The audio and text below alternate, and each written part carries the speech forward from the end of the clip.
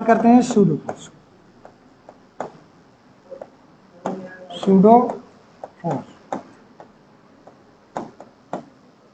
लिखो सब लोग। It is a imaginary force. It is a imaginary force.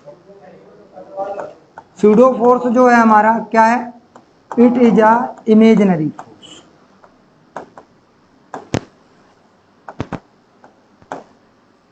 Imaginary force which gives conveyance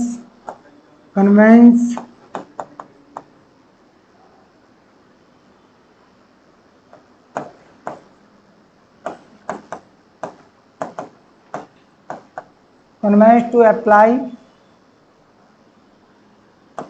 Newton's first and second law.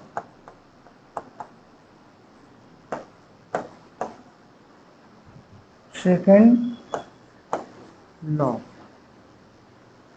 in inertial frame, in non-inertial frame.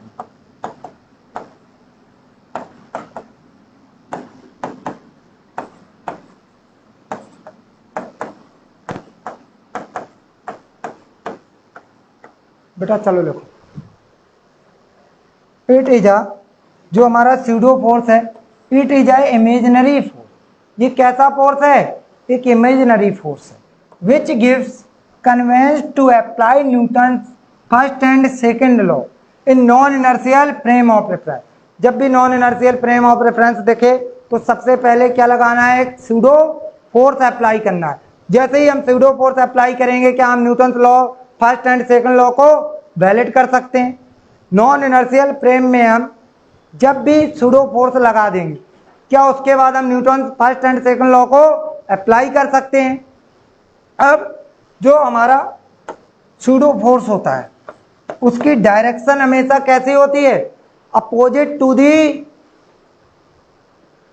To the reference frame of observer. Observer के opposite होती है। देखो क्या यहां पे जो observer था, क्या ऑब्जर्वर का एक्सेलेरेशन इस साइड था? देखो हमने क्या माना था? ऑब्जर्वर का एक्सेलेरेशन इस साइड। क्या सूडो फोर्स हमने इस साइड लगाया था? तो ऑब्जर्वर का जो एक्सेलेरेशन है ऑब्जर्वर के फ्रेम का, उसके जस्ट अपोजिट लगाते हैं हम सूडो फोर्स। अगर ऑब्जर्वर का एक्सेलेरेशन इस साइड है तो सूडो फोर्स इस साइड लगाएंगे। जैसे यहां पे हम लेते हैं सूडो फोर्स की वैल्यू क्या होती है हमारी? F इज इक्वल टू होता है मास इंटू एक्सेलेरेशन। ये जो एक्सेलेरेशन है मास ऑफ द बॉडी है। ये जैसे m मास की बॉडी है, ये mg है, ये n है ऊपर, ये a एक्सेलेरेशन से चल रहा है, ये फोर्स सूडो इस साइड लगेगा। सूडो फोर्स, ये सूडो फोर्स किस साइड लगेगा? इस साइड। सोचो ये एक्सेलेरेशन किसका था? क्या ऑब्जर्वर का था? ये जो ए था किसका है? ऑब्जर्वर का। तो ये मास ऑफ द बॉडी है। एम क्या है? मास ऑफ द बॉडी, जिसकी हम निकाल रहे हैं mass of the body. But a क्या है? A acceleration of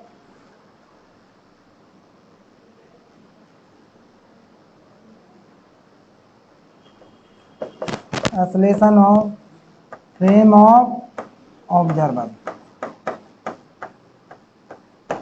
pseudo force की वैल्यू क्या होती है? Mass into acceleration. एक्सेलेरेशन किसका? ऑब्जर्वर का। देखो बेटा